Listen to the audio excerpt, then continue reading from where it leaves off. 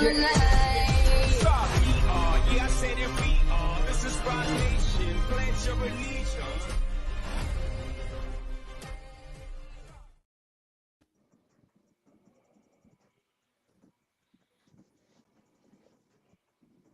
All right. My name's not on there, so I hate it. But anyway, good evening, everybody. This is the Goal Line Stand. I'm AC, Alex Coleman. That's Chris. This is Justin. We do hope to have a special guest later, but I'm not sure if he's going to make it. Um, what's going on, everybody? How y'all doing? Pretty good. Pretty good. I'm doing good. Doing well.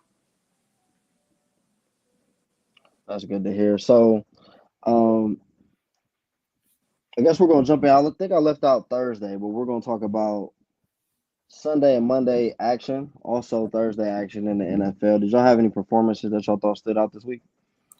Oh no, definitely. I mean, where do we begin? I mean, we could start Thursday night with the Ravens Bengals. I mean that game looked like it was going to be one of those like really good, like typical AFC North battles where defenses make plays, offenses still score points. But then you obviously had then the injury to Mark Andrews early in the game, and then Joe Burrow a little later than that. Which definitely derailed the game and might have been the best case scenario, but also worst case scenario for the Cincinnati Bengals. So we can talk about that, or we can go into anything else. Well, we're gonna get into my Bengals later. Okay. Chris, then did you have anything that stood out with you? Yeah, I mean, from the Thursday night game, I thought Lamar played a great game. He was a great game manager. I thought Jake Browning. From Washington, when he came off the bench, I thought he did some good things with his legs. He showed off his mobility a little bit. And then, obviously, during the week we'll get into, but C.J. Stroud, I don't know how to really assess his performance, if it was good, if it was bad. It's kind of hard to tell. Yeah. I mean, if we stick on the game here between AFC North opponents, no, I mean, I think Jake Browning played a pretty good game.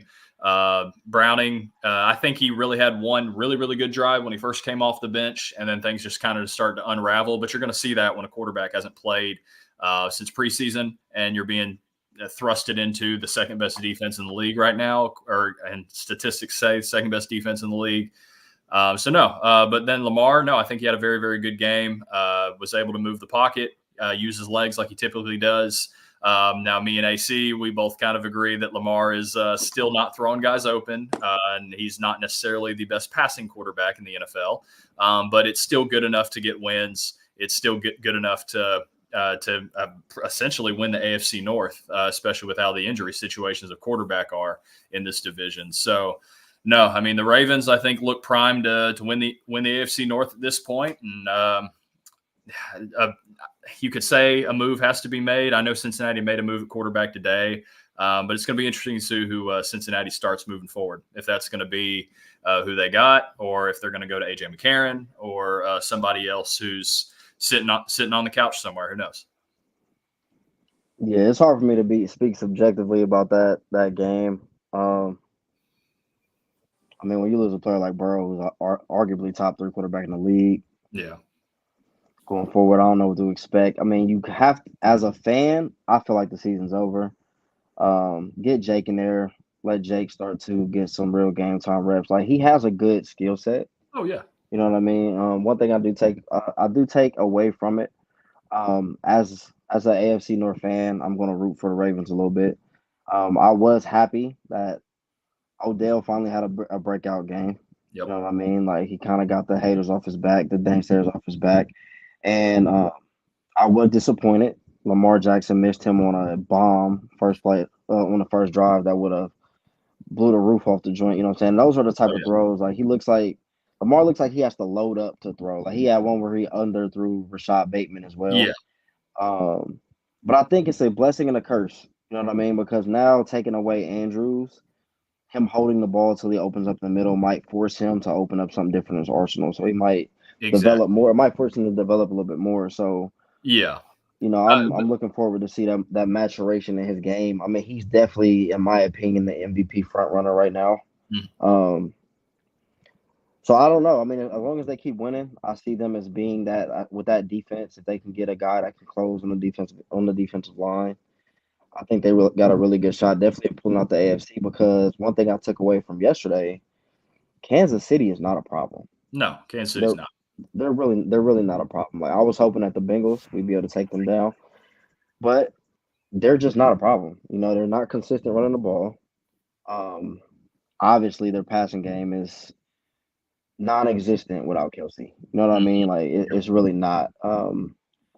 I wasn't as shocked by Martez Valdez-Scantling dropping that ball. He drops the ball all the time. Yeah. You know what I mean, and then you can even look at from a quarterback's perspective, and we'll probably talk about this if we talk about the Chargers too. Yes, if the ball hits your hands, as you know, like, that's got to be a catch. But at the end of the day, the quarterback can make that a little easier by bringing it in 1 or 2 inches. And I know we're splitting hairs here, but yeah, at this level, that's the difference between winning and losing. It's a game of inches. And I mean, even in that situation, but yeah, no, I mean, I think going back to the Ravens, having Odell Beckham and even Zay Flowers there, and then Isaiah likely to step in for the injured Mark Andrews, I think really does continue to help Lamar and this offense kind of stay on track. But no, I mean, Joe Burrow was definitely on par or on pace, to be one of my top quarterbacks of the week. And then unfortunately the ligament injury there. But I think it's best case scenario for the Bengals, because at this point, I think your season kind of tails off. You may still finish maybe 7-10, something like that. Maybe even 8-9 or 9-8, kind of somewhere in that region. But it might be better for you to get a better draft pick than what you probably could have had. And then wind up extending this window even further. So I saw something on social media the other day where they had a bad record, or they drafted Joe Burrow, had the bad record because he obviously tore the ACL that year. And then they're saying, oh, we need to draft offensive line. Well, they spend an early pick on a wide receiver when everyone says draft the line. Well, what happens? You're in the Super Bowl. So now you have a similar situation here, injury to Burrow, potentially bad season. There's a receiver or two on the board that you might be able to get. Obviously, Marvin Harrison Jr. is probably not going to be on the board from where y'all will be at. But you've got a couple other receivers there that you might could even scoop up with. I believe it's Boyd, who's out of contract at the end of the year. It's either Higgins or Boyd. And so one of those guys might be moving on, get another receiver in there, maybe extend this window and help Burrow out even more. But what's up, everybody tuning in? We're a little shorthand staff today, but definitely leave us your questions and all that as we kind of talk about more of these games. So yeah, that's Thursday Night Football. Definitely want to get to everybody in the chat. Yes, we are still having a show. I'm hosting. Justin's helping me host. Still got Chris right there. Just want to say what's up to everybody. We did get a guy that I used to play with, Larachi Jackson, known as LJ Action Jackson, who's the defensive coordinator of the Iowa Rampage, that's joining in. Just want to say what's up to him as well. So, next topic. Did you have anything, Chris, that you want to talk about with CJ Stroud? No, I was just going to say, we talked about a couple weeks ago about how stats lie. I want to say, though, this game, stats told the truth about CJ Stroud. He started out really hot, 2 touchdowns, but then 3 interceptions. My biggest concern is when he said, I'm going to let it fly like Steph Curry, and I won't ever stop. When he went out and said that, I was like, man, this is the NFL. You can't risk getting those turnovers. One of the interceptions was down near the goal line. It was almost a pick six, if I remember correctly. You can't. You need to be, the receivers he has. He's making his receivers look good. He made Noah Brown look like the top 30 receiver in the league. You know what I mean? So, I don't know. I just feel like the margin for error in the NFL is so small. So, I really hope he cut down on those turnovers because now his stats look kind of You know what I mean? 17 touchdowns, 5 interceptions. That's still impressive. But, But at the end of the day, you kind of have to think of that as a mentality, not a mentality issue, but a mentality plus. At the quarterback position, you've got to have a memory like a goldfish, and you've got to be able to have the mentality to say, "Hey, regardless of what happens, I'm a gunslinger. I throw this ball all over the field, and so if I turn the ball over, okay, bet. Next drive, I'm going and driving this team down the field, and we're going to go score." And at the end of the day, I don't think They were really there, or they were in the game, and obviously they still won the game. But I mean, you look at that and you say, okay, the unlucky turnover on the punt is where I think Houston truly had momentum to pull away. In a game like that, I think Houston needs to pull away early. But you're finally having teams get film on CJ Stroud. And so that's where you're starting to see, okay, maybe an issue here or there. But at the end of the day, like, a win's a win. You got to take these wins. NFL's a hard league to win in. And so you got to be able to take your wins however they come. So if you throw 2 touchdowns, 3 interceptions, and you still get the win, yeah, you go back to the film room and say, how can I improve on this? How can the stats look better? How can I not put the team in situations to lose a game? And that's the maturation process of CJ Stroud that we now need to see. How does he respond next week? If he has another bad game, then you can start to question him. But if he continues to use this as growth and improves, then he's definitely continuing on the same track that I think we've all kind of seen over the last couple of weeks. For sure. And I think that's the thing, too, with CJ Stroud. I don't think it's ever a question if he's a good player. But I don't care who the quarterback is. A quarterback is only as good as the weapons he has around. Exactly. And it doesn't go the other way. Like, there's no receiver that's going to be able to be effective without the quarterback. You know what I'm saying? That's the difference in the position. But when it comes to CJ Stroud, he's lucky at this time that he has a Tank Dell, that he has a Nico Collins. He has the running, what is it, Singletary? Yeah, Singletary.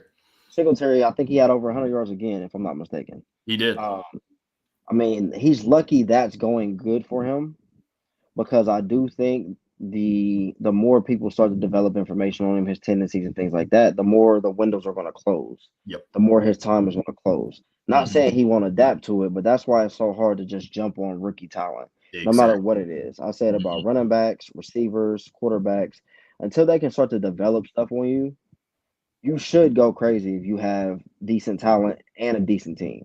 Yeah. Once those gaps start closing and you start dominating for 2, 3, 4, 5 years, that's when you know that you're truly exceptional. Exactly. You know what I mean? That's where you find out what the greats are. Absolutely. So there was the Stephen A. Smith show. I don't know if y'all seen it, where Tom Brady talked about basically the mediocrity of the league now versus when he played. Yep. Do y'all think that, and Just, you can answer first, do you think that it's mediocrity versus the lack of development, or they both go hand in hand? I feel like with this, you're looking at more of a lack of development, as opposed to just talent in general. Because yes, I understand what Brady's saying in terms of you have guys that are playing in this league that are less disciplined than they used to. You have guys like your Ray Lewis's and all the other defensive greats that he mentioned that would perfect their craft to a whole nother level that you may not see in guys today. But at the same time, like I look around and see guys that are out on the field perfecting their craft all the time. But that comes back to, where does the coaching direct these guys? And so I can speak for some workouts and things that I've had where I would always expect the higher and higher levels I go through professional sports that the coaching would get better and better and better and better. And unfortunately, the way a lot of this it seems to work is there's a lot of great coaches, or even sometimes better coaches, that are down in the lower levels than you see in the professional level. I'm a part Atlanta Falcons fan because I'm Atlanta native, whatever. We talk about Arthur Smith. And now Arthur Smith, great football mind.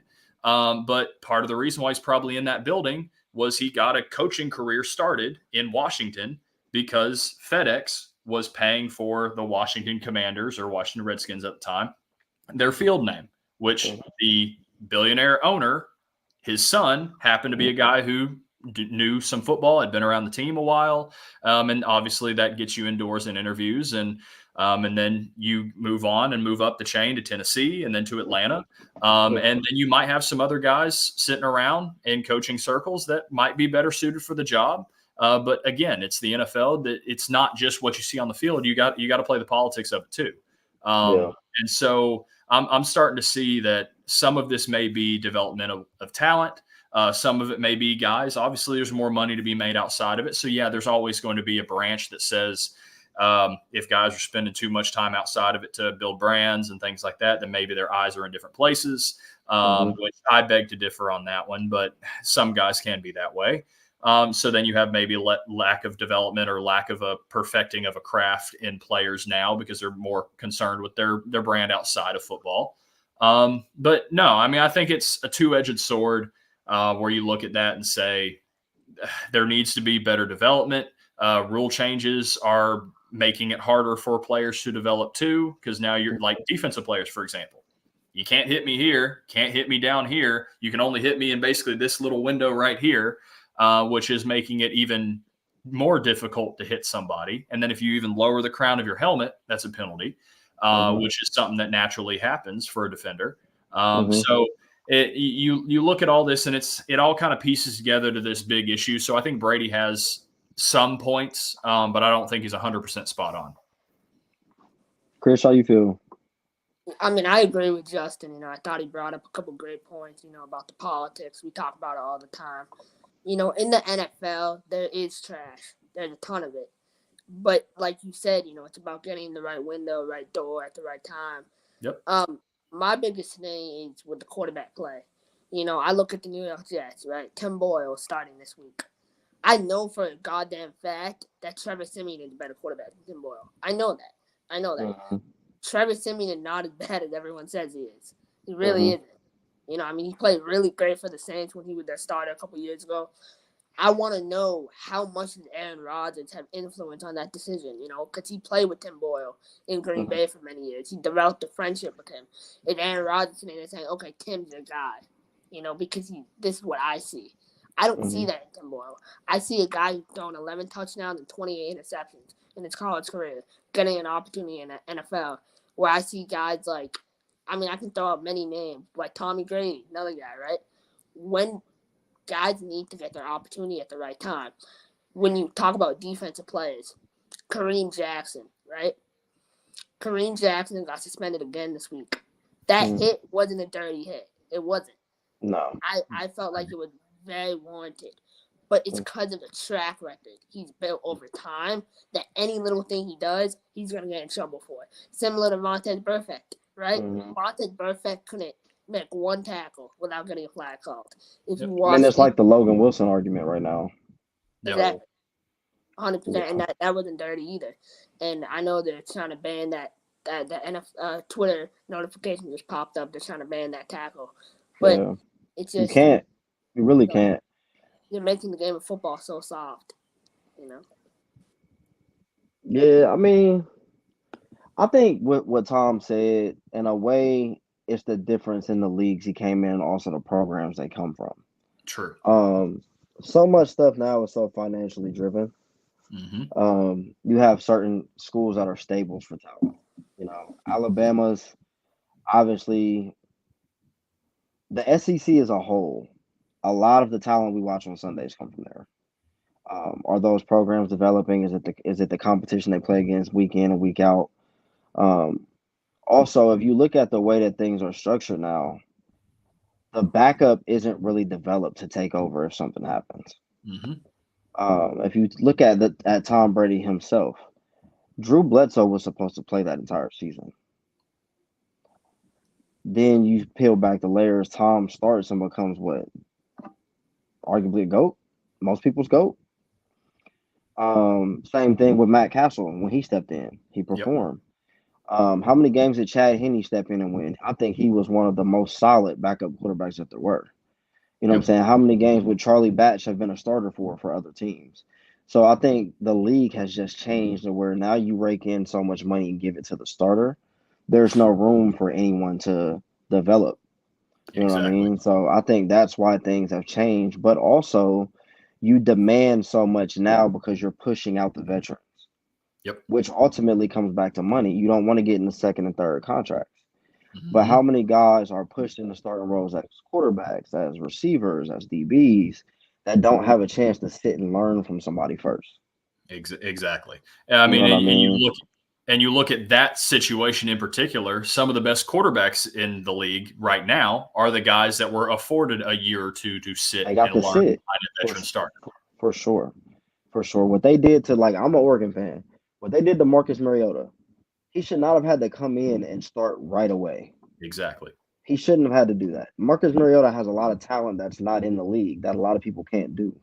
But if you don't have the time to sit, like I think at that time they had Marcus Mariota and Corey Davis were their top two picks. They're both rookies, and you want him to be the starter and him to be your number one wide receiver. How is that going to work?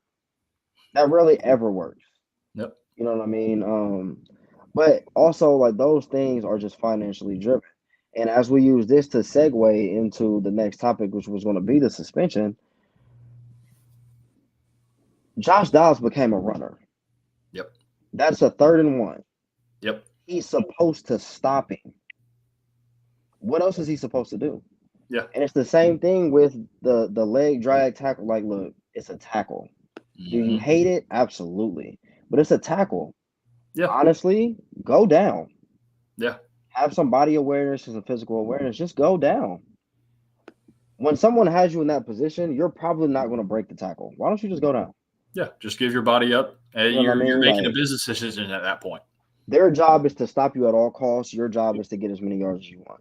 Exactly. They're doing their job. I mean, yes, Kareem Jackson has a track record, but dog, like, at some point, one of the players are going to hurt themselves trying to avoid contact. You can't hit them up high. You really don't want to hit them low because these are your coworkers. You don't want to stop them from being able to feed their families. But what are they going to do? Yep. You know, like, what do you feel about the suspension? No, I mean, I think it's difficult because obviously I think it might be more of a track record issue because obviously Dobbs did become a runner at that point.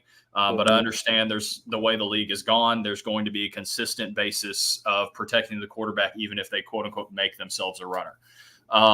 And so I'm not a fan of the suspension per se. Maybe another fine if you really want to go down the rabbit hole of saying, okay, you really want to continue to punish him for making hits such as this and try to force him to learn how to form tackle better, which obviously, yes, includes not lowering your helmet, as someone commented earlier. But no, it's just one of those tough situations where I think that it's more of a track record thing. But yes, the way he's played football, the way he has decided to tackle people in the past is definitely something that is probably continuing to follow him and what led to the suspension. So is it right? No. But obviously we play by whatever the rules are of the league now. So if that's how it's going to be, you got to be able to adjust or get gone. So we can't bring up the hit. I wish we could show the video because I do understand in the comments we're saying he launched. He never left his feet though. Yeah. I don't know if you've seen the college hit. I think it was Pitt and someone. That is launching. Yeah, that's launching. And if it's Alexander Madison, do you think they throw the flag? No, I don't think so. He did put his head down, but he hit him in the shoulder. It's not like he hit him in his neck or he hit him in the chin. He did put his head down though. But that's no different than when a runner puts their head down and goes right through the chest of a defender. They never call that.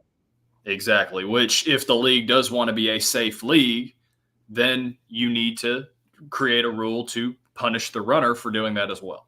If that's a running back, I don't think there's no call. Exactly. It's just the fact that it happens to be Josh Dobbs. But why are you throwing a tall sweep to your quarterback? Yeah. I'm not 100% understanding why the play call was there other than just trying to do something different, misdirection, because he is and has been so good with breaking tackles, making things happen with his leg and try to be a little different than what you have been because the running game was not necessarily working in that game.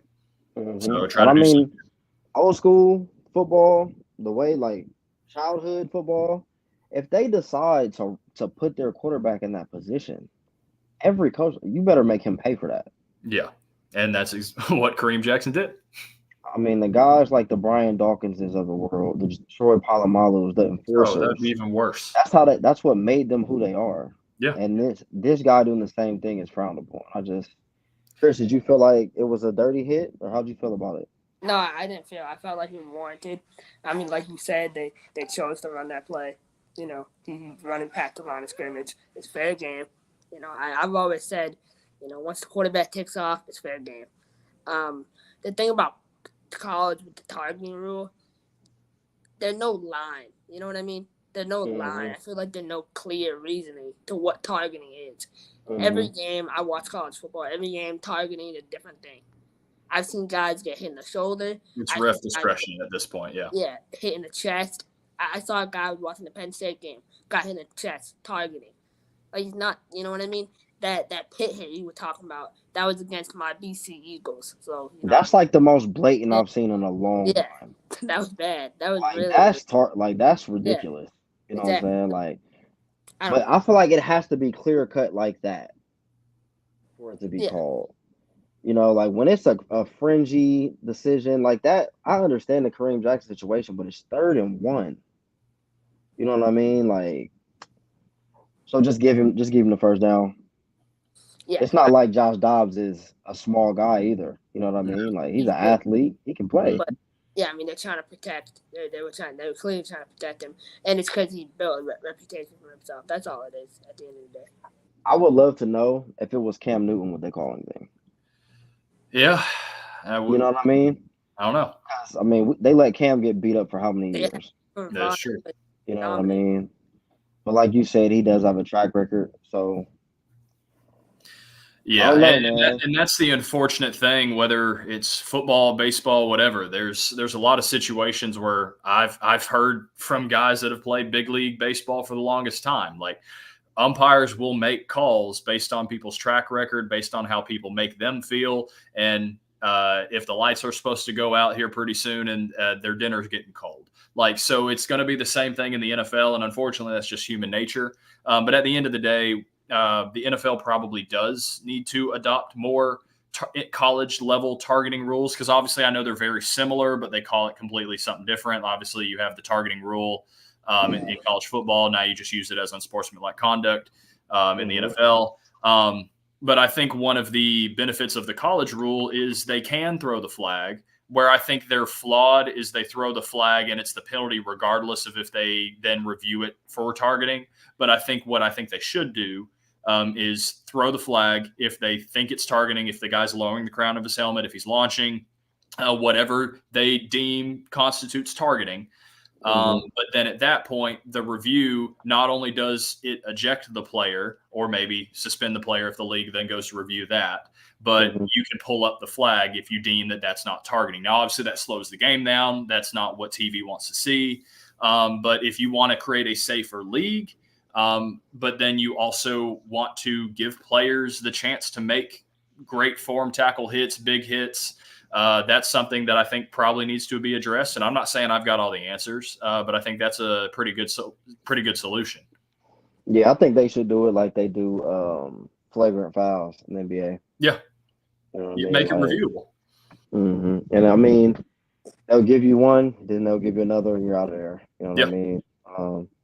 But so many opportunities are being taken away from kids. You know what I mean? Like, unless it's egregious, you know, all right, that's your first one. Yeah. You get another one, you're out of here. Well, but that's the same thing. Going back to the NBA, you got your flagrant 1, flagrant 2. Exactly. Because you get the targeting. Especially if it's the second half, you missed the first half of the second game. So it's like, what if it's a pivotal game? What if it's the SEC championship or the Pac-12 championship or something of that nature? Yep. And can I just need to add one more thing, about this on this topic. The NCAA is so worried about targeting, but why are we not having conversations about the transfer portal? Why are we not having conversations about NIL? All these things that I feel front and center, because we were talking about production earlier. So there's a receiver from Missouri, Dominic Lovett. Dominant receiver. He transferred to Georgia. His production went way down. He transferred to the NIL. You look at Texas, Evan Stewart. The top players in the transfer portal right now. So my thing is, like, more conversations have to be held. And I feel like targeting and rules are a way out of that for the NCAA, You feel like it's a way out in which direction? Like, way out of not having to speak about it, Oh, okay. I got you.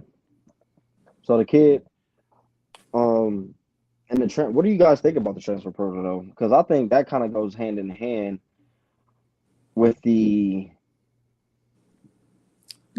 like the avoidance of competition. Yeah. Like Tom Brady was talking about, like, okay, I don't like it here, I'm leaving. I'm not Yeah. playing here, I'm gone. You know what I mean? Instead of earning your spot, like Tom Brady sat behind I forget the first guy. I think it was Greasy. Yeah. Greasy Then and he then sat, then Drew baseball player. Henson. Yeah. Drew Henson that played for the Columbus Clippers. He got drafted by the Yankees. But he was Mr. Everything coming out of high school. Mm-hmm. I mean, you know, he took his licks. He came in actually as the closer for Michigan. Like he won a lot of the big games for him. I think his signature win was against Bama, if I'm not mistaken. But Yeah. I think like for me, I'm not a fan of it. I think you should be able to transfer, but just the openness to just leave. Yeah. Because what it does is destroy the high school recruiting game too. Like, Yes. why wouldn't I go get Justin, who's already had X amount of snaps at the Division I level, versus Johnny, who's just now trying to come into school, underdeveloped physically, doesn't know the speed of the game, but now he's not going to get opportunity. Yeah. You know what I mean? Like, and then you even look at it from the perspective to take it even further of, okay, now if you do bring Johnny in and he doesn't play because he is underdeveloped, needs to develop, he's just going to pick up and leave and go somewhere else anyway. And you've spent all those reasons trying to recruit him. Yeah, and I don't want this to fall over into the NIL conversation because I do think compensation is worth it. I still don't think they're compensated enough. Yeah. But I think by giving them freedom of their careers, you're making it professional. It's just free agency. Yeah. You know what I mean? I do think they should be paid. Don't get it twisted, but I don't know if I like the transfer portal from a standpoint of earning your spot versus it being given to you. No, I completely agree with that sentiment. But I do think the transfer portal still needs. I'm not necessarily a hater of the transfer portal, but I'm not necessarily saying transfer portal needs to be there for all that, for all those reasons. So I'm perfectly fine with guys if they want to dodge competition, whatever, that's them. That's going to be a personal reflection on you, or if you're deciding to leave because you need a better situation or you can make more money in NIL elsewhere, that's personal decision on you. Now, granted, I come from a thought process of being a University of Georgia football fan where Kirby Smart has been able to overall fight the effects of most guys leaving. Like you look at the quarterback situation at Georgia. You had guys like Carson Beck, and now you even have Brock Vandergriff, who are sitting and waiting their turn. That obviously guys know nothing about because obviously you go from the greatest walk-on ever and Stetson Bennett to who has won two national championships to move on now to Carson Beck. But the thing is, because he sat and he developed and he's developing in season, he's putting himself in a great conversation to either be a pretty high draftable quarterback this year or put himself in the conversation next year to be a very, very top high quarterback. That keeps the development and the winning at Georgia alive. And so in other situations, you're going to have guys that just go from this school to this school to this school. I mean, I just had a friend today announce he was hopping in the transfer portal, and this will be his, I think, 4th time in the portal. And this will be his 5th school. And he's already in college football for 6 or 7 years now. So, but he's jumping around because he's played at this FCS school. Then he went to this FCS school, and now he's hoping to maybe make the jump back up to FBS where he started. So I understand for opportunities for draft situations and stuff like that. I understand it there. But no, for guys that just want to dip and dive competition, that's on you at the end of the day. Yeah, and you couldn't have said it any better, cause you see it from that perspective. From where I'm at with it, I see these kids, there's a kid from Tennessee, Nico, quarterback, number 1 quarterback in the class. He committed to Tennessee. He's getting paid $8 million. That's an NIL value. He has $2 million. He has all his cars he needs. And I have some sources at ESPN in the recruiting department, and they told me that they were having the recruiting camp, the All-American game, and all the coaches were expecting him to be there, and he agreed to come. And he said, a month before, or less than 3 weeks before, you need to fly all 8 of my siblings out and my cousins, and you have to pay for all of it. So this is a kid who has the money to do that, and he's demanding that, and then he ended up ghosting them. So that's the type of attitude instilled in these kids, and it's going to make alternate routes less necessary for top recruits. Like, if I'm a top recruit and I'm getting paid all that money, I don't need to go to the NFL. I mean, $4 million, I was reading a thing today, and it was like, Carson Beck needs to be paid $4 million not to go to the NFL. I'm like, I think Carson Beck is staying in college anyway. As someone who's spoken to Carson Beck before, I kind of know where his headspace is at with that. But it doesn't sit well on me. It's kind of like Angel Reese, the thing at LSU. That's part of the reason, the attitude, and that's not going to make college athletics anymore. That's not. No, at this point, it's another level of professional athletics already. Yeah. So we'll stay in college football for a minute. In terms of Justin, with you being a quarterback, who would you say? I have 2 questions for you. Who would you say is the best quarterback in college football now? Right now, honestly, Bo Nix is probably playing like the best guy in college football. When I sit and look at Bo, I think no. Yeah, whenever I sit and look at Bo, I think he's playing some of the best quarterback in all of college football. I think Carson Beck is elevating himself to that. Jalen Milroe is in that conversation too. I mean, but you look at what pro scouts will look at versus obviously your college guys. Most of those guys, I think, make the step and could be successful in the pros. But obviously, we all know that the Caleb Williams of the world and the Drake Mays of the world will extend their reach in draft processes and prep and all that other kind of stuff. But go ahead, Chris. So I love Bo Nix. I've been a Bo Nix guy since he was at Auburn. But Jaden Daniels, he brings something different with the table with his height, 6'4". He's super fast. He probably runs the 4.4. I just look at the talent. He's something that once he gets to the NFL, he's going to be scary. And I hope he gets drafted to Atlanta. I want to see him in that Atlanta offense. If it's not Shedeur, I hope Jaden Daniels gets drafted to Atlanta. Well, I'm not sure I want to see Jaden Daniels in the Atlanta offense, not because of Jaden Daniels. I love Jaden Daniels. I don't want to see him in an Arthur Smith offense. And then if you look at all around college football, I like Milroe. I think Milroe has played really good ever since week 3 in the season. Shedeur, obviously, I still think she takes way too many sacks, but I think he's played at consistent levels. I think Bo's top 5 pick right now. Caleb Williams, I think, in my opinion, Jaden Daniels is a better quarterback than Caleb Williams, and I truly believe Chris, you only get one guy.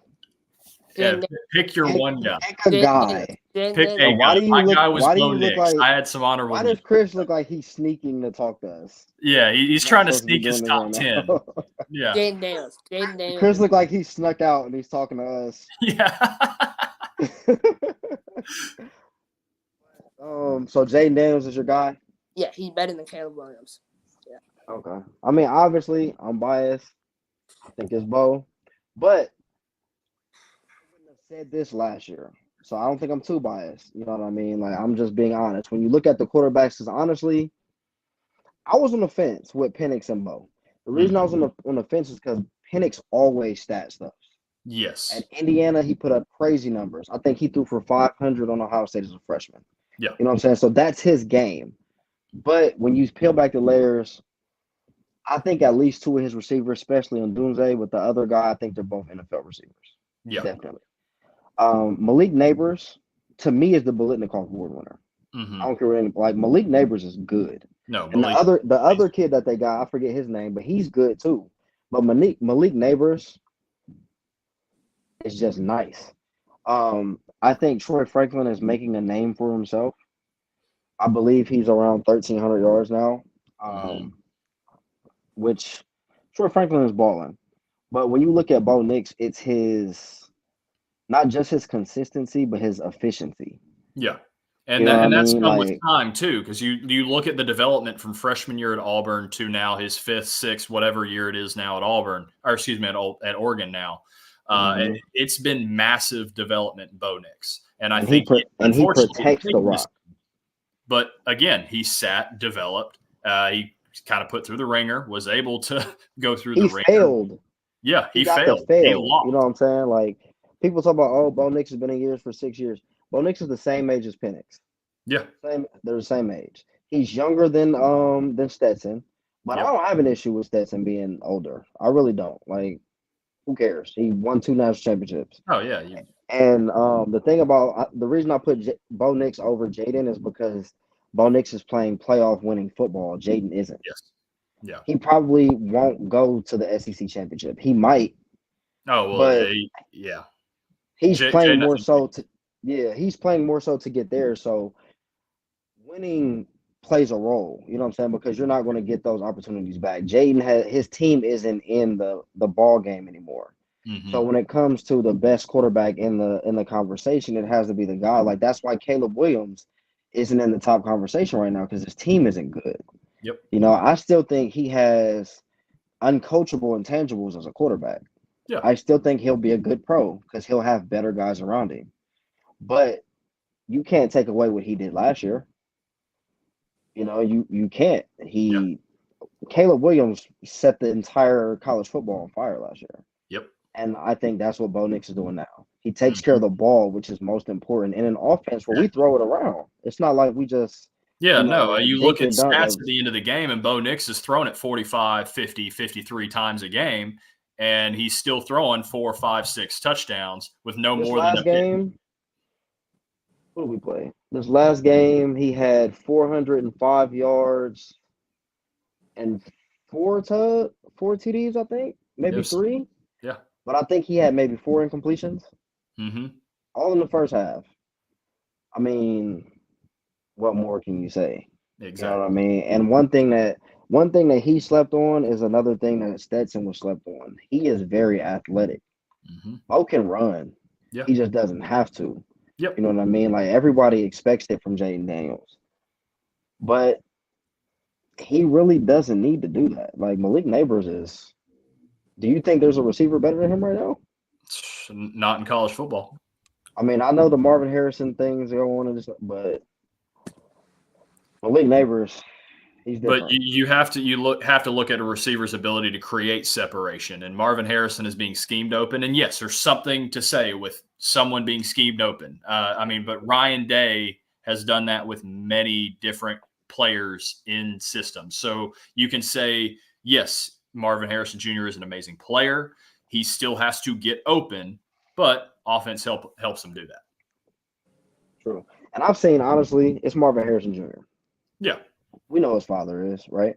I've seen Brendan Rice do things that I haven't seen Marvin Harrison do. Yeah. Brendan Rice can't hold a candle to him, though. I'm not saying that at all. Marvin Harrison, to me, top 2 receiver in the country right now. Mm-hmm. I think Malik Neighbors just has an argument for that, and I think Troy Franklin does too.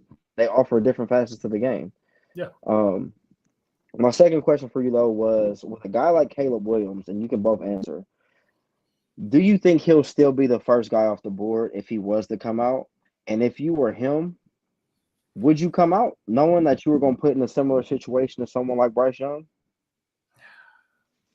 See, with that, you have to go through the entire draft interview process, and you got to see what he does the last 2 or 3 games that he's got to play.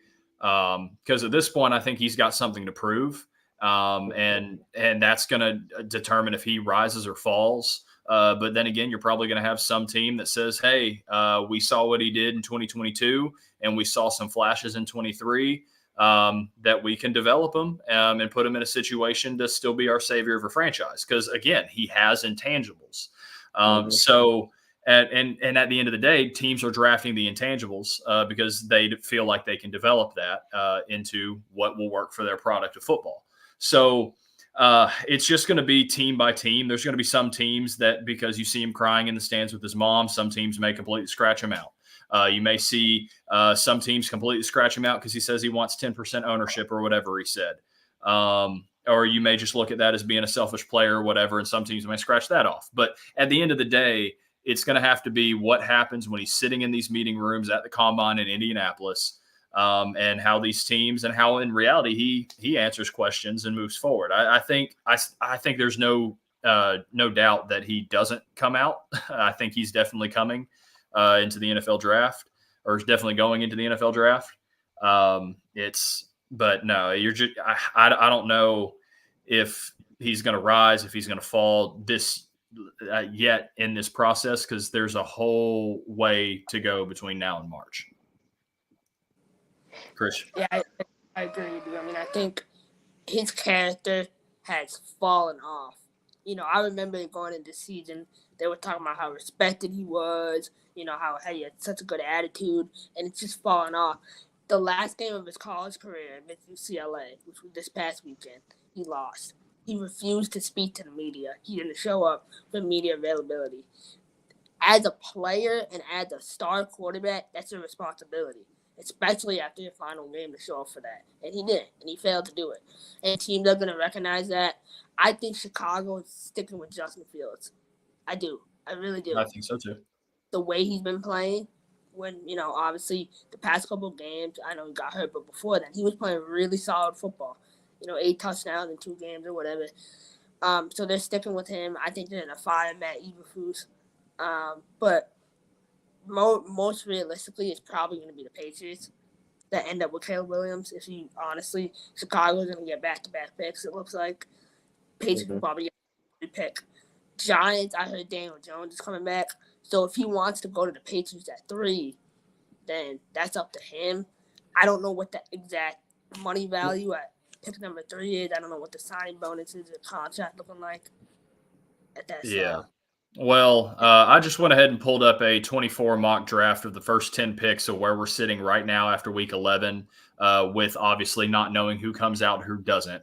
But I'll just run through them real quick. So as of right now, it would be Carolina's pick number 1, which Chicago has. They have Caleb Williams going number 1 to Chicago. Number 2 would be Arizona, taking Marvin Harrison Jr. Number 3 would be the Patriots, and this is the pick I think I would make if I were the Patriots, in Drake May, quarterback out of North Carolina. Then Chicago would have pick 4 from their own pick, Brock Bowers, tight end out of Georgia. Bo Nix, 5 to the Giants. Number 6, Olu Fashanu, the tackle out of Penn State, going to Tennessee. Then 7 is Michael's Washington Commanders, taking edge rusher out of Florida State, Jaron Verse.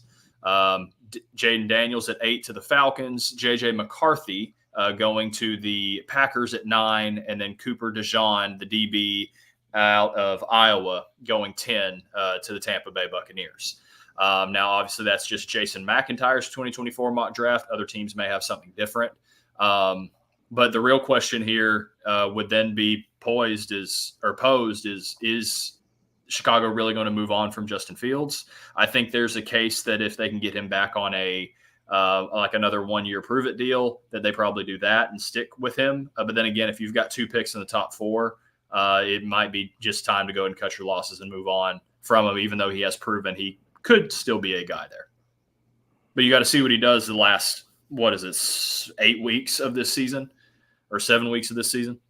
Yeah. Exactly. Without a doubt. And I don't know, that offensive tackle that you mentioned from Penn State, Faison, I think you said he's the one pick number 6. Yeah, Faison going pick 6. He was supposed to come out last year, and he was a projected top 5 pick. He actually stayed in college for another year because of NIL. So. Yeah. Yeah, I'm not sure. I think Caleb has a similar situation to when Tebow was in college. Yep. Different scenarios and situations, but the way he is about being very intentional about the moves he makes. I'm not sure if he knew he was going to be put in a struggling situation. Like, Chicago has to say that they're going to ride with Justin Fields, because then that's the only way they're going to get any type of finishing out the season from him with his best to see what he actually can do. So they have to say that. But I don't see how you pass on a top talent like Caleb if he does decide to come out. I mean, when he's up, he's up. Like they talked about him with the fingernails and this and that last year, but he won the Heisman. Yeah. So they were more focused on his individual success, his team success. It's not Mhm. like they won the championship. Yep. So now, he gets to a situation where also in the same breath, I mean, he had Jordan Addison on his team last year. Yep. You know what I mean? So in terms of the weapons he had around him, he had a Bolitnikov Award winner. So it's like the situation is different. When he gets into the league, will he have different talent around him? Will he Yeah. have a Well. better team? Like his defense is atrocious. Mhm. All these losses are not on him. He's Yeah. done things to move the ball down the field. He's taken shots in situations where everything was him pressing, but they can't stop anyone. Yep. Doesn't They matter if cannot you stop put up 52 if your defense gives up 53. You're not scoring 70 points. Yeah. You're not gonna outscore every team that you play, and to have that type of pressure on you to do so, which I think was one of the reasons. I mean, who knows what kind of pressure Buddy is under, Yeah. But I mean, for everyone to expect him to deliver every week to carry this team, I think it's unreasonable. But that Yeah. comes I with the think it's territory. unreasonable. Yeah, it comes with the territory of being a great player, Yep. having a number one odds. He said the stuff came out from his camp. I don't know if it came out from him about wanting ownership in the team and stuff like that. So I mean, the pressure just builds and builds. So you never know. Yeah. And that's where you gotta, for Caleb Williams in particular, you gotta see how the draft process plays out, because he's going to have to answer a lot of questions from different team personnel in these team interviews and in the draft prep processes. Anything from like character to now, okay, you had Jordan Addison on your team when you won a Heisman, but you weren't able to elevate talent this year. What was the reason? Was that scheme? Was that you? And how he answers that could tell you if he goes to Chicago at 1 or goes to whoever ends up with the number 1 pick. Because I could see in a world that if Caleb Williams doubles down on what he's kind of shown now, that he might be Tebow-esque in terms of how he fell through the draft, that he falls through the draft. And then you're sitting here at Chicago and you're like, okay, if I can extend Fields and then I can pick Marvin Harrison Jr. at 1 and Brock Bowers at 4, I just gave Justin Fields 2 legit guys to have moving forward. So I don't know. If you're the GM of the Chicago Bears, I'm sitting here saying, okay, I'm in a great scenario because I got picks potentially 1 and 4, and I can get 2 playmakers to help Fields if I can extend them. But if not, and I want to move on from Fields, then you've got Caleb Williams, Drake May, Bo Nix, Jaden Daniels, J.J. McCarthy, Carson Beck if he comes out. You could have guys there that through the draft process 8 or lower their stats, or not stats, but their stature with teams. And you're putting yourself in the best situation to try to build something. Yeah. I mean, I think we get to a situation where if I'm Caleb Williams, I've seen this movie before, right? Yeah. I don't want to get put in a situation where my career. You've seen the Mitchell Trubisky's, you've seen what's happening to Bryce Young, you've seen the Blake Bortles, you've seen all of these guys. They come out to these struggling organizations. They struggle, their career just, you know what I'm saying? Kind of like what's happening with Daniel Jones. Yeah. If I have the option and it's not looking well for me, why leave? Mm-hmm.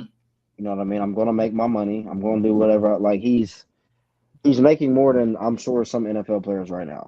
Oh yeah. You know, so why leave? And in the situation with Justin Fields, I mean, I think now we're falling into, and this is what I was saying about the analytical part of football. When did it become that you needed multiple superstars on your offense?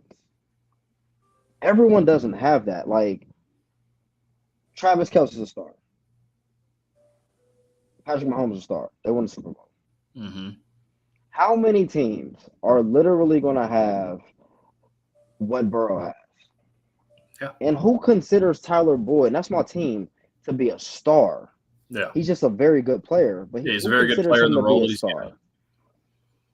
T. Higgins, love him. He's not an all-pro. The superstar is Jamar Chase. But say that's the best receiving core in the league. How many of those are there? You know what I'm saying? Yeah, but I don't understand this idea of multiple. Like Mooney was a 1,400-yard receiver. Yep. Now you throw in DJ Moore. How do you not have weapons? I like Cole Kmet. He Yeah. makes plays. What's the problem? Deontay Foreman is a very capable running back. Mm-hmm. So it's like, is it offensive coordinating? Is it Justin Fields? Is this the way you're processing film? What's the issue? Because that's the same thing with Kyler Murray. Bro, you have a team full of weapons.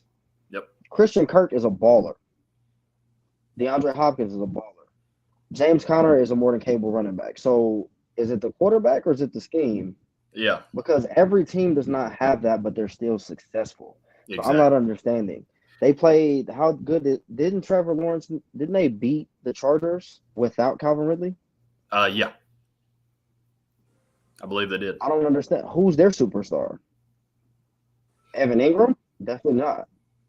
No. So it's like this idea that you need multiple weapons is like sometimes you have to hold the guy that's throwing the ball accountable. Yeah. You know, of I course. think Justin Fields is a great athlete. I don't think he was that great of a quarterback when he was at Ohio State. He just had a lot of weapons. Yep. He had a ton of weapons. I mean, and you even look at Fields' game this week that everybody's like, okay, Fields coming back off of injury, he's back. He still threw for 169 yards with barely above 50% completion percentage, and yes, he ran for another 101 or 110 or something like that yards on the ground. If that's what you're going to say is the typical Justin Fields game moving forward, you could definitely upgrade with that. But that's also probably something that if you want to look to upgrade, you might be happy with keeping because you're afraid to upgrade. And that's where you start to hamstring or you start to tie down organizations. And that's where if Chicago does decide to extend Fields and get 2 playmakers, now he's got potentially 4 playmakers and then maybe 5 if you count Cole Kmet too. Now there's no excuse for Fields. So then now it becomes internal evaluations of the organization say, is it coach or is it quarterback? Well, we just gave Fields a 5-year extension worth $170 million or whatever. Now we're stuck with them, similar to a Kyler Murray situation. So that's why GMs get paid money. Yeah, I mean, you definitely have to fix your brand. You know what I mean? Like, I used to watch the Bears a lot because I was a huge Devin Hester fan. That was my guy. What's the difference in Rex Grossman and Justin Fields in terms of their passing protection? Jay Cutler got drugged through the mud. Jay Cutler threw for way better yards and percentages than Justin Fields. So what are we looking at? I think we fall into a place where we want someone to be good. Yeah. But they're just not. You know what I mean? Like, yes, it looks great that you can run for 1,000 yards. You are not running your team to playoffs. Yep. Michael Vick didn't even do that. You know what I mean? Like, that's not how it works. Yep. But we're going to transition to, I want to know you guys' picks for the NFC, your pick for the AFC, and your Super Bowl champion. Coming off of what we just witnessed this week. With all the injuries and everything in play, I think everybody's picks are different. Yeah. All right, Chris, I'll let you go first on this one because I've been going first on all this stuff. Baltimore Ravens, Philadelphia Eagles, Baltimore gets the win.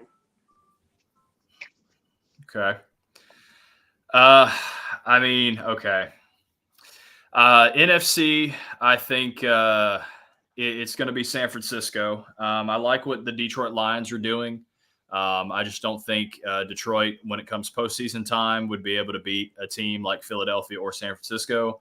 I think San Francisco, if they're healthy, can beat Philadelphia because you're looking at Philadelphia. Yeah, they're sitting at 9-1, but they probably should have lost last night. And you look at some other games where not all's right in Philadelphia, but they still get wins. So I think come playoff time, maybe they start to crumble a little bit, even though Philadelphia, I think, is still a team to beat. So San Francisco in the NFC.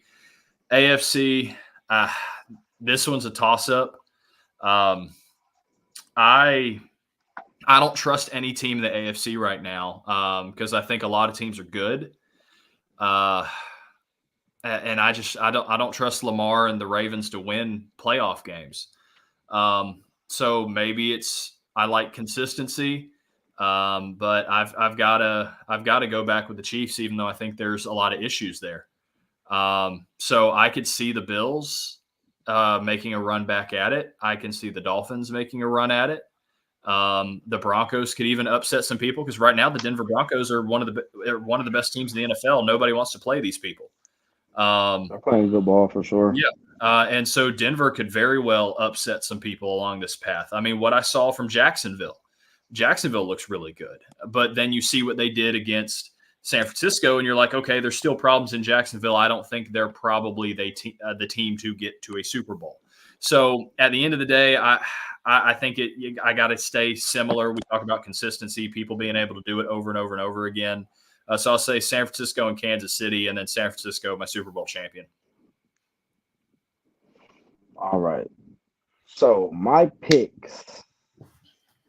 Gotta take my Bengals out of there because we're not in contention anymore. But I'm definitely going Ravens. Okay. I'm gonna rock with the Ravens. And I'm rocking with the Ravens because of their defense. Yeah. I went to the playoff game last year versus the Bengals, and we were in trouble if Lamar plays in that game. We really were. They've just gotten better. They've gotten much better in the secondary as well. Mm-hmm. So I'm definitely taking the Ravens. And now they have three capable running backs, but they have changes of pace. Like Gus Edwards can tote the rock for an entire game, but now he doesn't have to. Keith Mitchell is a touchdown waiting to happen. Mm-hmm. And it gives you so many options in terms of the RPOs and the read option game with Lamar, with Gus Edwards, who's unstoppable in the red zone right now, and also the weapons. They're showing up. Yeah. Zay Flowers is showing up. Odell is showing up. Bateman doesn't really have to. Whatever he gets is a bonus, and I really think Isaiah Likely's talent is about to show. Oh yeah, he can actually play. Massive. He can really play. And then Aguilar just sprinkles in whatever he gives you is a bonus. Mm-hmm. So I think, the Ravens are scary. And Duvernay in the return game is always a threat. Yes. He's and they have the best between return game and kicking, they have the best. Yeah, special teams unit, they're probably the best in football. Justin Tucker's automatic. Yeah. Justin Tucker's automatic. So I definitely got the Ravens. Then when it comes to the NFC, I don't have stake in the Eagles. I'm taking with a surprise. I'm going to take the Lions. The Lions. The reason I'm going to take the Lions is because, one, their defense is good. Yep. Their best player on defense, in my opinion, isn't even playing. Yep. Well, he just got back. Did he just get back? I think he just got back. And they have a more than capable running game. Yep. They got they got a stable two guys. Two dynamic guys that are so different though. They give you so much different stuff. Jahmyr Gibbs out of the backfield, and if you hand it off, Montgomery he surprised me every time. Mm-hmm. He surprised me every time. He does things I didn't know he could do. Yeah. But you'll be able to rely on that. Like, you'll keep the games tight, and then once you get that lead, now I can rely on my running game. The reason I'm not going to you sprinkle in Amon-Ra St. Brown, Reynolds will throw in something here and there. Khalif Raymond will hit you over the top for no reason. Those are just reliable pieces. And now that Jameson Williams is back, he's blowing the roof off your coverage. You have to cover him. Yep. As soon as you hit him with the run game, he makes play action so dangerous. Yep. And Amon-Ra being such a big guy going across the middle, I mean, that RPO game with him or just the zone read pull with the crosser, you can't really stop it. Yeah. You can't really stop it. So I'm definitely taking them. The reason I won't take the Niners, I do not have any faith in them with now even more games. I don't think they'll be healthy everywhere. Yeah. Hufanga going down is huge. That's like Milano going down for the Bills. Like, that's huge. Yeah. You know what I mean? He changes everything for them because their defensive backfield. I like Jimmy Ward. I don't know how consistent he's going to be because he's known for getting those pass interference calls. Yes. Yeah. And if you're looking at San Francisco, you look at the defensive backfield and say that's their weakness. And they have Ward too, right? Yeah, they still have Ward. He's been a punching bag since he's been in the league. Exactly. I think I do think he's talented, but the way he plays, he puts himself in bad spots, especially when it matters. Yeah. So without Hufanga on that defense, and like I don't see them being healthy the whole for the rest of the season Yeah. and throughout the playoffs. I mean, I know my pick's banking on health, but no. I mean, you look at what San Francisco can do offensively. I like Detroit too. I just think I need to see more. I need to see Detroit continue to prove, and maybe that's just bias on my part, being a Viking fan, and Detroit's always been the lovable loser. But they're playing good football. It's always that team that like scratches the surface versus the team that got there and just feel like they deserve to be there again. Yeah. Like that's always been my issue with us. Like once we got to the Super Bowl, we started feeling like we deserve to be there every time. Yes. We play a little bit differently. Mm-hmm. You know what I mean? Like that's why they say it's so hard to get back. You know what I mean? Like I think Detroit and Dan Campbell not making it or putting together that end. I think they have a lot more to prove to get there. Oh, definitely. And when I make my pick as saying the Niners, I'm still not sitting here saying, oh, Detroit's going to be an easy pushover. Like I want to see a Detroit San Francisco NFC Championship game. I want to see a Jacksonville Jaguars Baltimore Ravens AFC Championship game. I think those would be good games. And the game last night, that bothers me. Jalen getting sacked 5 times in the first quarter or the first half, something like that. In the first half. That bothers me. Him and AJ being at odds. AJ went for over 125, I think, in 5 straight games or something like that. Yeah. Last night he had 8 yards. That can't happen. How does that happen? Then you got guys like Devontae Smith running wide open. It's like, bro, what are you looking at? Yeah, and I've not been sold on so good. They don't. Yeah, like and Swift is so good, but they don't rely on his ability. Exactly. You know what I mean? Like I don't have faith in that. Yeah. You know what I mean? The good teams do what they're good at consistently. Yep. You can't have a guy go over 1,000 yards. The next time y'all play, he has 8 yards. Mm-hmm. I don't have any faith in that. Like it took a drop touchdown for y'all to win that game. Yeah. Because honestly, I mean, football is about it. Football is about the small little inches and stuff like that. But Zacchaeus definitely held Edwards on the goal line for that first touchdown. Mm-hmm. So, I mean, that's a blatant call, which it didn't get called. Oh, well, that's how football works. But little things like that, that's not always going to be what can help you in the end. Yep. I honestly, I'm a big fan of Slay. I wasn't a fan of Slay last night. I really wasn't. Like, there was a play where it'd be the small, like they threw a now screen to Rashee Rice and he ended up getting 20 yards. Yeah. Like, that's not Darius Slay football. I don't understand. And then Darius Slay then goes to social media on that exact same play and says that he's filing a lawsuit because he got his ankle stolen. I mean, he's out here having fun. Yeah. And I don't know, like, listen, I live in Columbus, a lot of Buckeye fans. Bradley Roby's not it. So I don't know who needs to be quoted, whatever. Bradley Roby is not it, and he has never been it. No, sir. Not in that type of position. Like they had him guarding. He played decent, but I don't have he's not the shutdown. He's not my guy I'm going to for shutdown. Him and Bradbury to me are the same. So I just can't do the Eagles. Yeah, I can't either. I think they look good. It's kind of given that what year was it when wasn't it the Eagles? They went almost undefeated to the regular season. Mm-hmm. Yeah, like same thing. But I think that Eagles team was a better Eagles team than what we see now. Yeah, I can vouch for that. Because that's the year. Who won it that year? Kansas City. Kansas City. Or the Rams. Or no, that it might have actually been the Rams year. Yeah. The Rams year, right?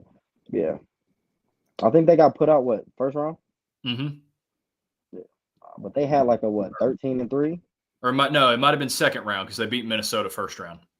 That's what it was. But they were 13-3, right? Yeah, they were 13-3 and they were the 1 seed or the 2 seed or something like that. Yeah. I mean, I definitely I like Hurts, but It's just something about the way, like, I don't know if it's because they're so demanding on the outside, which they should. I mean, they're great receivers, Yeah. but it's like, are you not? You don't know who to look at first or what the process. Like, it just, I don't see how in a span of a full game, AJ Brown can only have 8 yards. Yeah.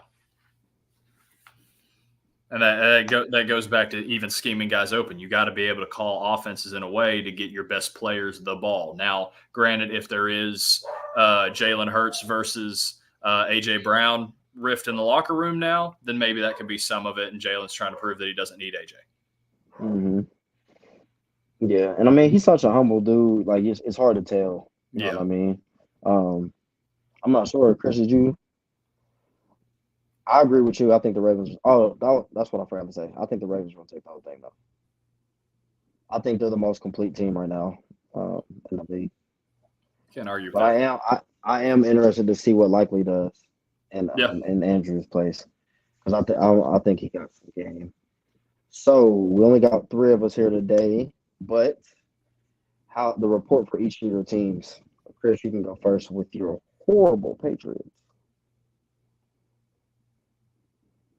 You're muted. Your audio's off. I'm okay dropping a 5 in the draft if we can get Jake May. I really love Jake May. I love him as a prospect, and I think he's going to be good for us if we can get him.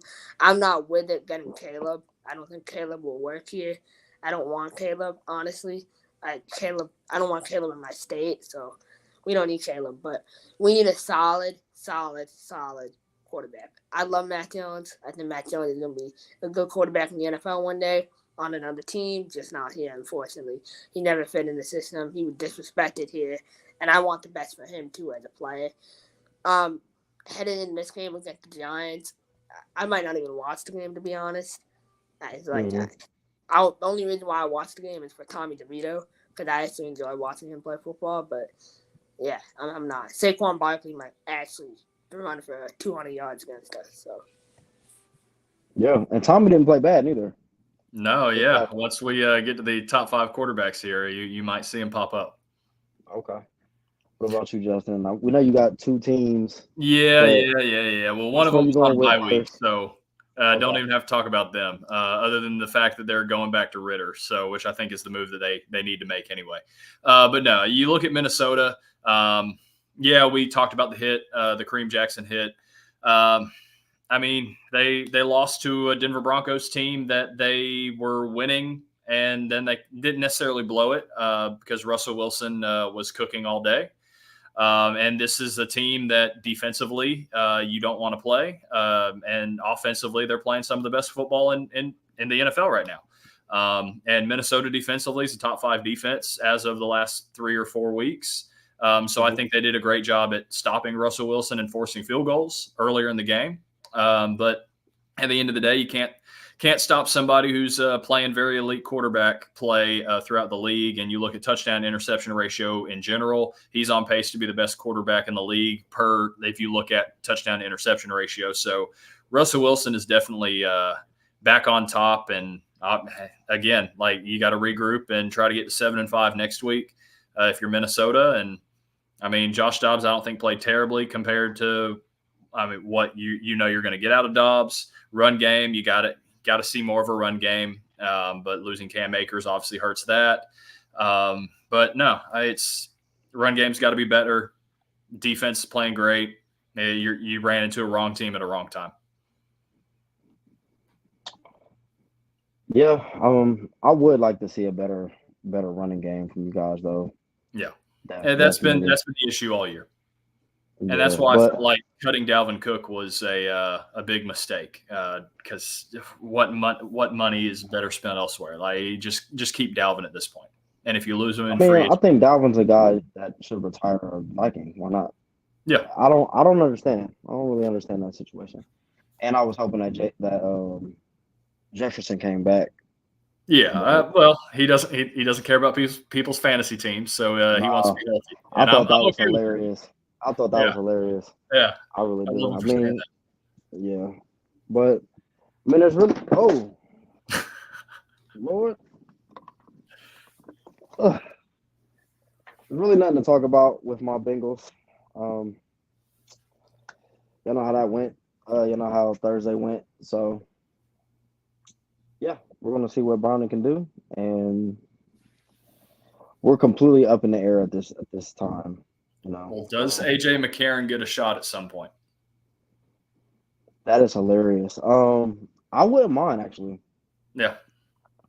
Honestly. Because I don't think it's a Jake Browning thing. Like, I don't think Jake Browning plays bad and gets benched. I'm just saying you see what you got with Browning for a couple games, and you see if McCarron's got anything to still have a career. Yeah. And honestly, I would have been happier.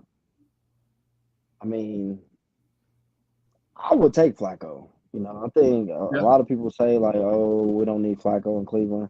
That's fine. I'd take Flacco right now because I think Flacco would actually be able to do something with the weapons we have. Yeah. Really and he knows that division. Absolutely. So I think it's time for your segment, Justin. It is. So, Chris, if you got it. There's a lot of things to take into account when you talk about being viewed as a top 5 quarterback. It's not a laundry list. This is a list that, you know, it has to be taken very seriously. All right, so my top 5 quarterbacks of Week 11 on the road. All right, so we'll start off with my honorable mentions. These guys, I think, played really, really good football, but didn't make my top 5.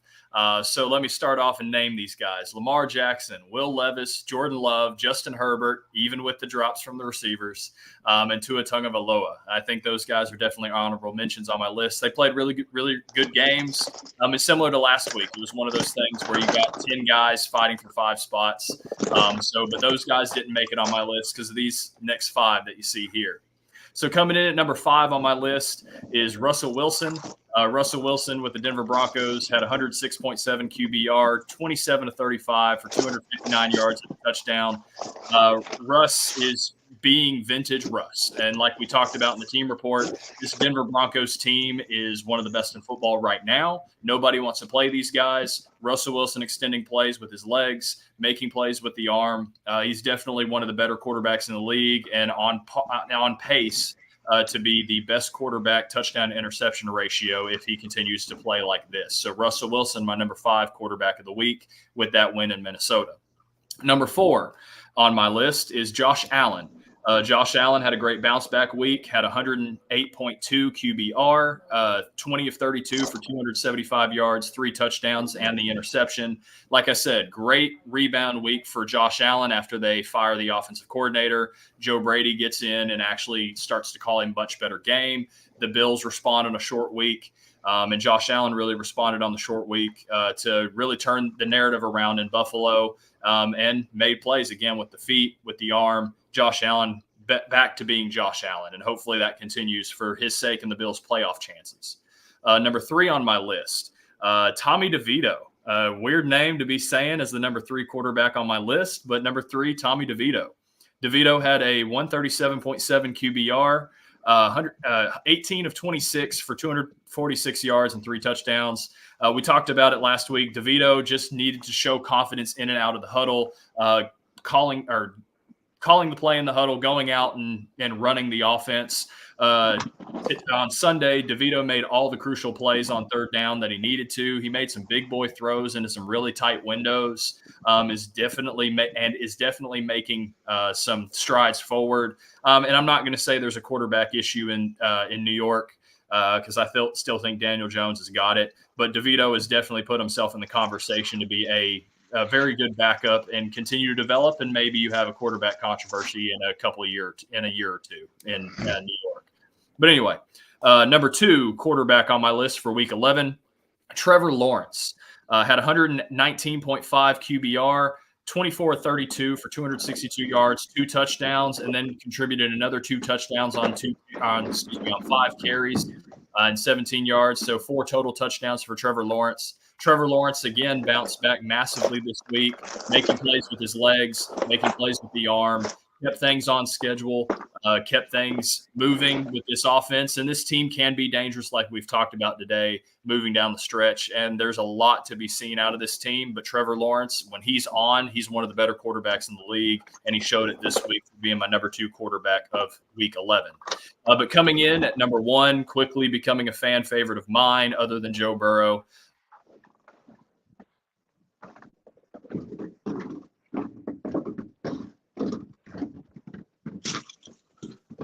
had the perfect 158.3 QBR, 21 of 25 for 333 yards and 3 touchdowns. Brock is throwing with anticipation, and that's something that very few quarterbacks in the NFL even do. Like I said last week, it's very Drew Brees-like because that's something that Drew did very, very well and what made him so successful. His ability to make all the timing throws and keep things in rhythm, even when the pass rush gets to him, being able to step into that throw and take the shot is a great sign of a true elite quarterback play. Regardless of the offense or the scheme that he's running or the playmakers that you have. It just adds to the fact that you've got these great playmakers and you're having these guys schemed open. But Brock Purdy is playing some of the best quarterback play in all of the NFL right now. And it's great to see with someone who was deemed Mr. Irrelevant is definitely becoming relevant and putting himself in the conversation each and every week of being one of the top quarterbacks in the NFL. And let me just mention, Joe Burrow would have been on my list if he probably played the entire game, but it sucks that he had the injury that he had. So rest up, Joe. Come back next year. Go win yourself an MVP. But no, my number one quarterback for Week 11, Brock Purdy.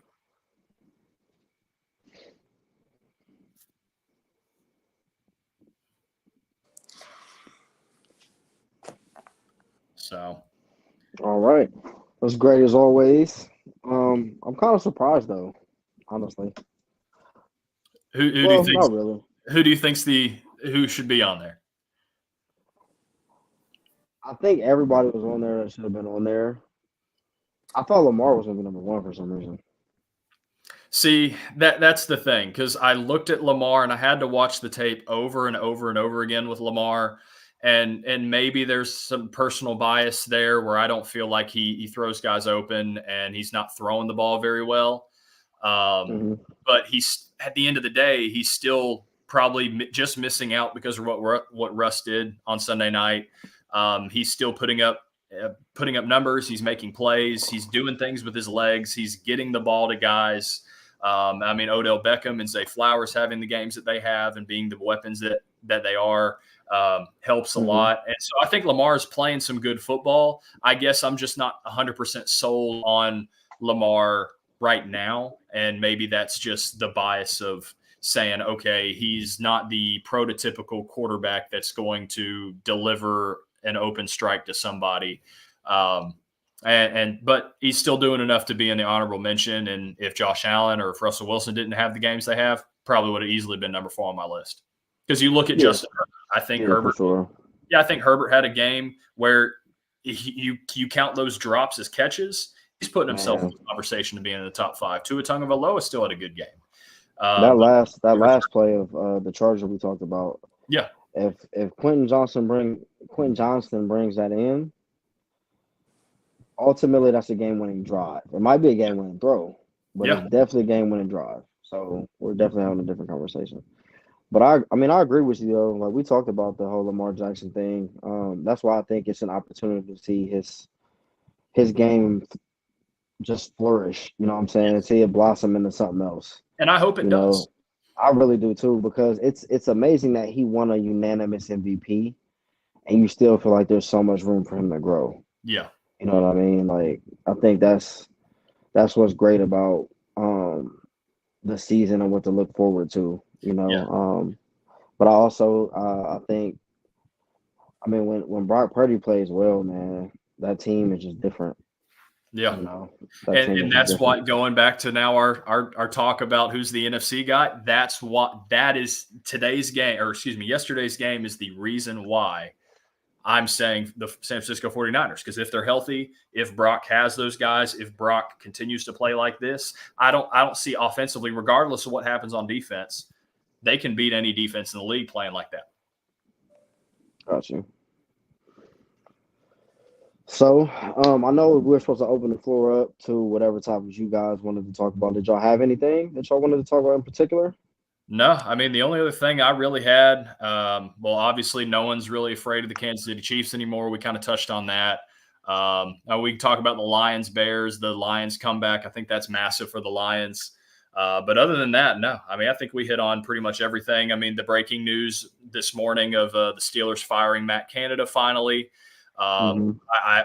I can say some things on that real quick because I do have some notes on this. So, I mean, let's talk about the Steelers as a whole. Okay. Because that's kind of two things. Last week it was them announcing Jalen Warren as their starting running back. Yep. This week they fired Matt Canada. They both go hand in hand. You know what I mean? Because a lot of the gripe on the lack of production from Harris was that it was Canada's fault as well as Pickens. Yeah. But now that they're not there, what are we going to look for going forward? You know what I mean? Yeah. So, and here's where I think this is more of a Canada issue as opposed to even the talent that they have. So, I mean, obviously, I've said this multiple times. Matt Canada was only calling plays. He wasn't calling an offense. And in particular, when you look at this Browns-Steelers game, George Pickens is probably their best guy that they have on their offensive, in their offensive unit. And that's not bias of me being a Georgia guy. George Pickens is probably their best guy. And so when you're not getting your best playmaker the ball in crucial situations on third downs, on fourth downs, or when you got to have plays and you're throwing it to Deontay Johnson, who, again, good player, but you're not giving your best player the ball when they need to make the biggest plays in crucial situations, that shows where an offensive coordinator may not be able to scheme guys open. And then you look at statistics, and thanks ESPN for helping me with this one, but they live in 11 personnel. So for those of you that don't know what that is, that's one back, one tight end. And so 80% of their plays this year have been from 11 personnel.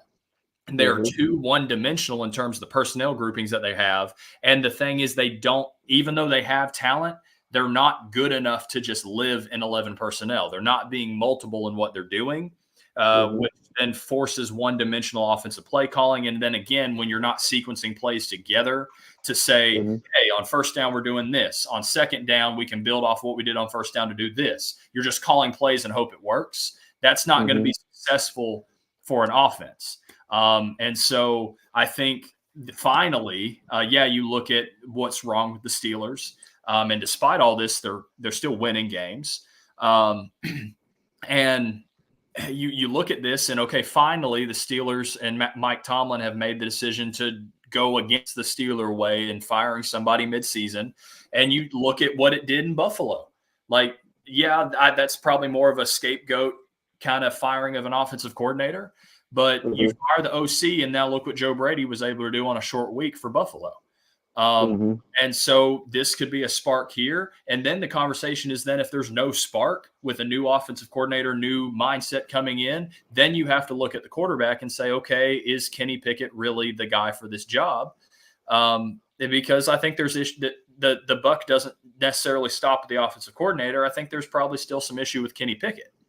And so, but now starts the reflection point on Kenny Pickett to say through the rest of the season, are you the guy that we need to trust this franchise with? Or are you just the happy-go-lucky guy that played in the same college stadium that we know the fans would love you because you're a Pittsburgh kid? Like, it's now put up or shut up time for Kenny Pickett, because now the guy that I think that was holding this team back is now gone. So it's now time to see if Kenny Pickett's the guy. Yeah. I mean, I've always been on the fence when it comes to the whole coaching aspect. Not knowing that they've been in 11 personnel for 80% of the time, though. There's no imagination in that. You know, I do think the move was right. If you look at Jalen Warren, the way he runs, I think he's the guy. Yeah, I agree. Najee Harris, you know, I think he's a good change of pace guy. But there are certain guys that just have different pop when they get the ball. Jalen Warren has different pop when he gets the ball. They can put him in different situations and he can take it the distance. Not saying that makes you a great running back, because there's guys that are 3 yards in the cloud of dust, like Jerome Bettis, who can get the job done. Like, they've been able to do that. I think the way the league is transitioning, there's just things that the way the league has transitioned, that's not the type of offense that it is. Yeah. That's the difference in a guy like Nick Chubb and a guy like Najee Harris. When Nick Chubb breaks through the initial level, when he gets to level 2 and level 3, he's out of there. You know, it's off to the races. Najee Harris does not run the ball like that. So I think that could be a candidate thing. I mean, that could be a candidate thing too, but I'm not sure. You know what I mean? Like, Yeah. it's kind of one of those unknowns. I don't think they have any creativity to their offense, but I think Pickett, there's just something he doesn't have to me. You know, I don't know what it is. I still think he's a jump ball receiver at the end of the day. He can't necessarily create separation in press coverage. So with Pickens, I mean, I said Pickett.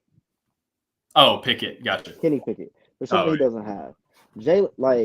To me, Deontay Johnson is the top guy right now on the receiving core, because when you talk about what he can do more, especially against press man, in the zones, releasing off the ball, running the full route tree. He just can do a little bit more. He's definitely better after the catch as well. Yes. George Pickens is so raw, but has so much raw talent. Yes. He's similar, just not as fast, to Martavis Bryant when he was there. Mm-hmm. You know he can do the 50-50. You know he can do the whole physical thing with the push-offs this and the third. He runs a lot of routes where he's facing the quarterback, not comebacks and things like that, speed outs. That's not his game. Yeah. So in some way, shape, or form, they have to figure out a way, and this is where I think Canada comes in. You got to figure out a way to utilize the guy's best tools. Yep. And I don't think he does that. Put him in a situation where you automatically create a matchup that they don't want. Mm-hmm. But throwing him now screens, like, that's not his game. Yeah. It's not his game. He should get the go balls. He should get the down the field stuff. He should get the 50-50s. He should get a lot of the same stuff somebody like Mike Williams gets.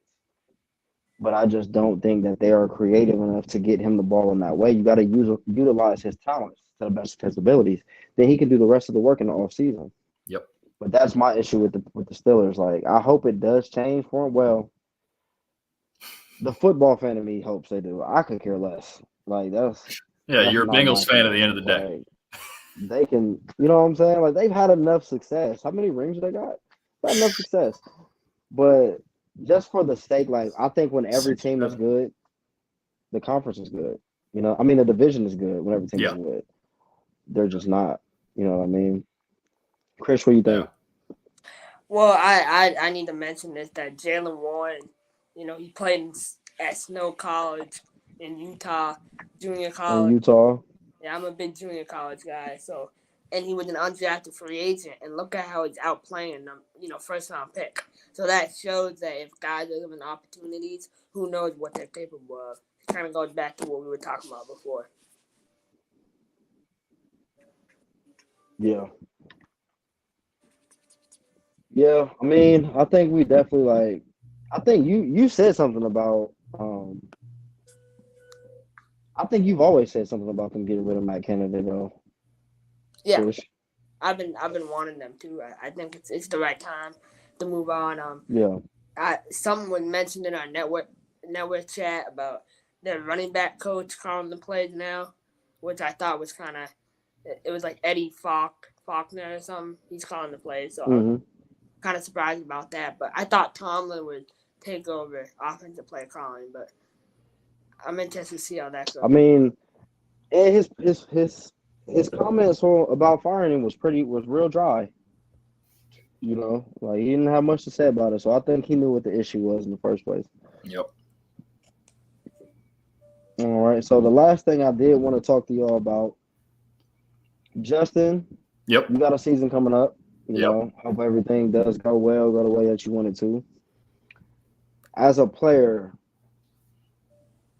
what goals do you want to accomplish this year?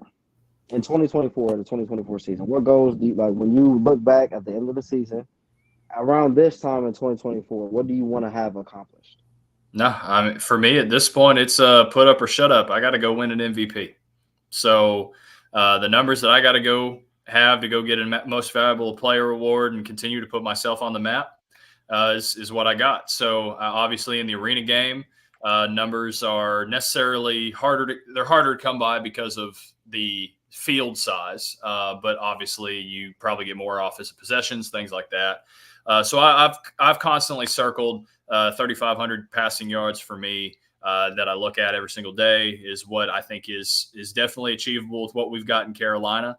I mean, I want to have a 4-to-1 touchdown interception ratio, if not better. So 4-to-1 is the minimum for me. So I want to look back at that and say, hey, we won a championship, which is another thing, MVP award to continue to put myself on the map. But at the end of the day, it's football. I got to have fun doing it. So I want to go somewhere, have fun. Now, granted, that's the qualitative goal of having fun playing football and do it with these guys. But no, I mean, you got to continue to go put up good film, go play some good quarterback play, and go win a championship. So that I look at that every single day when I wake up and say those are my goals. Chris, you work with a number of teams. Is there anything specific you want to accomplish by the end of 2024? By the end of 2024, so I'll be in college by then. Probably just, get a full ride scholarship, hopefully, this coming spring. But honestly, just continue to create content, I'm at over 200 videos produced, so probably get to 500 by that time. Start work with more, trying to get some NFL gigs or whatever. So just trying to elevate at any possible way, both on and off the camera. So. And then on the field too, flag football, I want to live up to my potential. I want to lead my team to state finals. I want to go to the state championship in basketball. So all those things. And you work with a lot of indoor and arena teams, right? Sure. Yeah. So for those teams, what do you want to see from them? I want to see Coach Negon, do what I know he can do, and that's go win a championship. I think he knows it. I've been saying it over and over again, but it's that point in time where there's no other option but to win a championship. I believe that. The level of talent in the league is not what it used to be. So we should be able to run through them without a doubt. My IO rampage, I want to go undefeated and win a championship with them. I feel like we have to continue to do that. And then my Pirates, I think realistically we play, 14 games? We play 14 this year. So 9-5, 10-4, maybe make the playoffs. At least if we don't make a championship, make it to the conference title. So that's my goal. For sure. Gotcha. Well, let's flip the question back on you, AC. I know you're playing with me in Carolina. So what's your goals? By this time next year, so as a team, I want to win the shit, but I want it to be convincingly. Yeah. You know what I mean? I don't want to be barely scraping into the playoffs. I don't want it to be no doubt left. A lot of things have been looked at the NAL as if the league itself has fallen off. I think it's taking a different turn. Yep. I'm not going to say that the talent is different. That the talent has lessened. I think it's different because it's a different game. Yeah. You know what I mean? With the departure of certain guys, also open avenues for other guys to become somebody. So regardless of that situation, I'm looking for the Cobras to just increase and improve their dominance. I'm really looking forward to Coach Negron to get stamped. You know what I mean? The respect as a coach that I want him to have. Also, our players, we have a lot of good players on our team. Yep.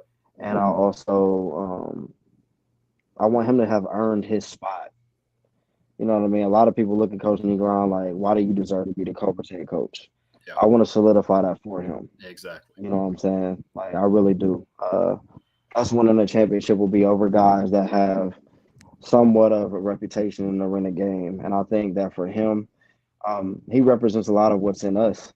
A guy that is passionate about a sport that may have been overlooked or just shortchanged. People may have not thought he was capable of doing so.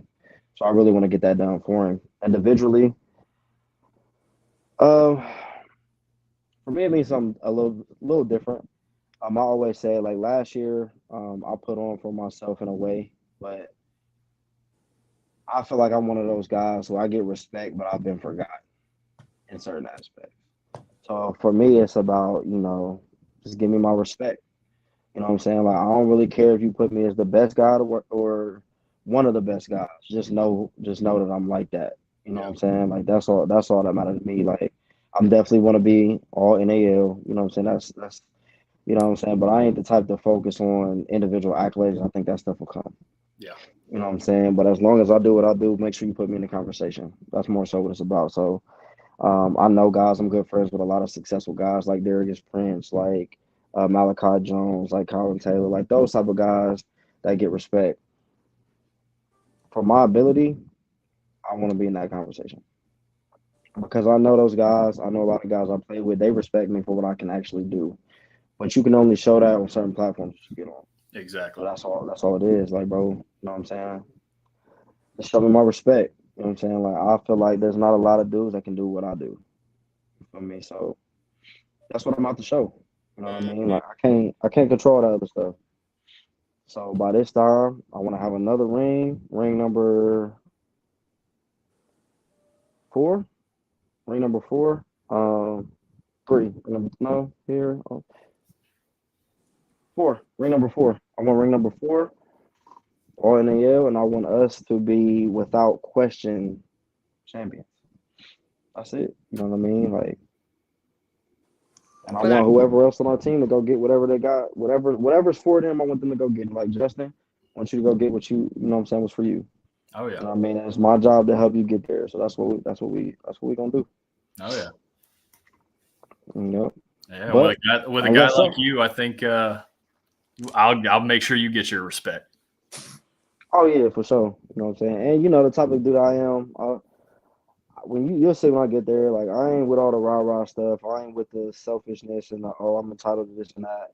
Because it's different when you're not from there. You know what I'm saying? Yeah. Like guys from Ohio, place like that, we don't have teams. We got to travel everywhere. Yep. Make the squad.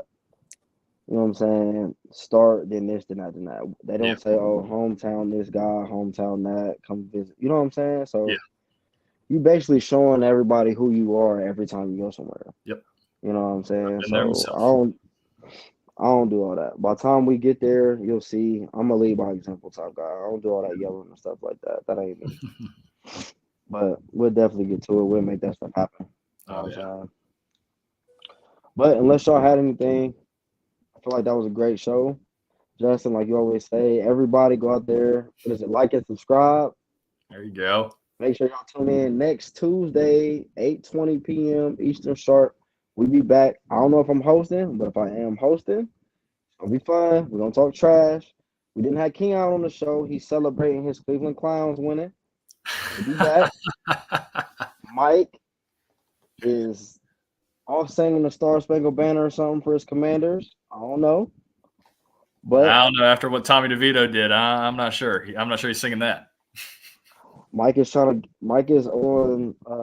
the customer service line with FanDuel trying to make his money back. But we'll be back next week, so y'all make sure y'all tune in. I'm AC, that's Justin, that's Chris. Y'all have a good night. I'm a game changer.